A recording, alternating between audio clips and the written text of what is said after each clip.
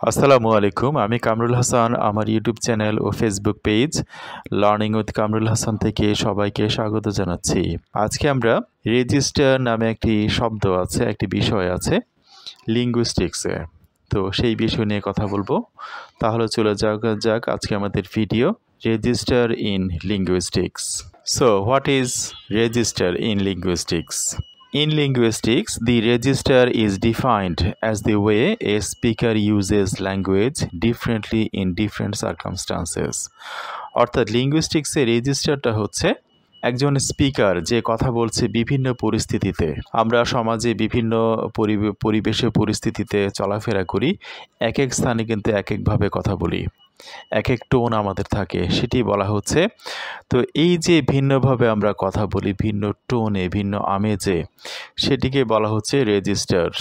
The way A speaker uses language, এই যে যেভাবে ব্যবহার করছে, এটিকে বলা হচ্ছে ডিফারেন্টলি, ব্যতিক্রমভাবে, বিভিন্ন জায়গায় বিভিন্ন রকম, ইন ডিফারেন্ট সার্কামস্টান্সেস, বিভিন্ন পরিবেশে, পরিস্থিতিতে, বিভিন্ন স্তরে।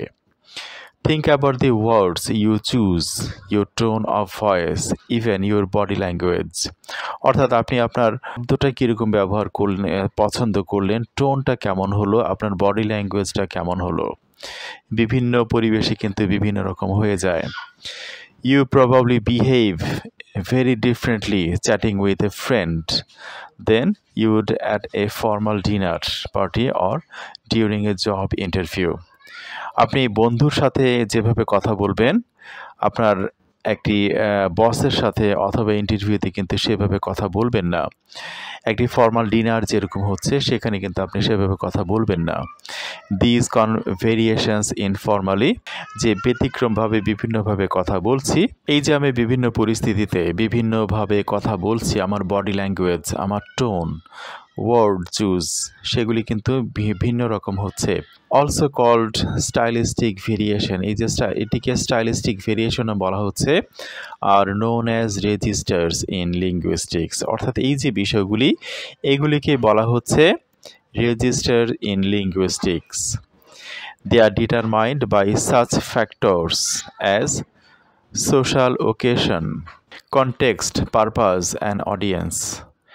অর্থাৎ এই যে দে আর ডিটারমাইন্ড বাই সাচ ফ্যাক্টরস, এই ফ্যাক্টরগুলি কী কী? সেগুলো হচ্ছে সোশ্যাল ওকেশন, বিভিন্ন সমাজের বিভিন্ন ক্ষেত্রে বিভিন্নভাবে আমরা আমাদের কথাগুলো বিভিন্নভাবে আমরা বলি। তাহলে এই যে সোশ্যাল ওকেশন, তারপরে কনটেক্সট, আপনার বিষয়টি কী হবে, উদ্দেশ্যটা কেমন হবে, অডিয়েন্সটা কেমন হবে। আমরা সব মানুষের সাথে কিন্তু সমানভাবে একইভাবে কথা বলি না। আমরা আমাদের বড়দের সাথে যাদেরকে সম্মান করি, খুব ভালোভাবে নরম হয়ে কথা বলার চেষ্টা করি, শব্দটা ভালোভাবে ব্যবহার করার চেষ্টা করি। বন্ধুদের সাথে কিন্তু একেবারে স্ল্যাং টাইপের কথাবার্তা চলে আসে। আবার গ্রামে যখন আমরা চলে যাই, তখন আমাদের একেবারে মনের যে অন্তঃস্থলের যে ভাষাটা, সেটি কিন্তু চলে আসে। তো সেগুলি বলা হচ্ছে সোশ্যাল ওকেশন। আমরা আমাদের স্টুডেন্টদের সাথে বিভিন্নভাবে কথা বলি, ভাই বন্ধুদের সাথে, সেটি এখানে বলা হচ্ছে যে ফ্যাক্টর। এই ফ্যাক্টরগুলি সেটিকে ডিটারমিন করে বা নির্ধারিত করে দেয়। Registers are marked by a variety of specialised vocabulary. অর্থাৎ এই যে বিভিন্নভাবে রেজিস্টারকে বলা হচ্ছে বিভিন্ন ধরনের এই যে ওয়ার্ড মিনিং ও ওয়ার্ড ভোকাবুলারি, এগুলি কিন্তু ওদেরকে নির্ধারিত করে দেয়। অ্যান্ড টার্মস অফ ফ্রেজেস, বিভিন্ন ধরনের phrase and কোয়েলিজমস।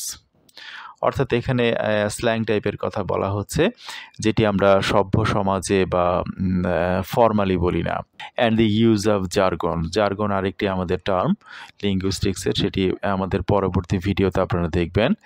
And a difference in intonation and pace, আমরা আমাদের কথায় ইন্টোনেশন এবং পেস নিয়ে আমার একটি ভিডিও আছে, আপনারা না জানলে সেটি আমরা দেখে নিতে পারেন, পিচ, ইন্টোনেশন, এগুলো নিয়ে। তো আমরা এখানে বলছি যে বিভিন্নভাবে আমাদের টোনটা কেমন হবে। আমরা এক এক লেভেলে আমাদের টোন কিন্তু এক এক রকম হয়।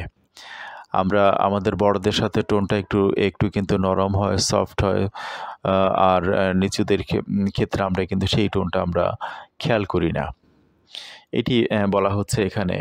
তাহলে এই রেজিস্টার আমাদের সমাজে কোথায় কোথায় ব্যবহৃত হতে পারে বা হয়, সেগুলি আমরা একটু দেখে নেই।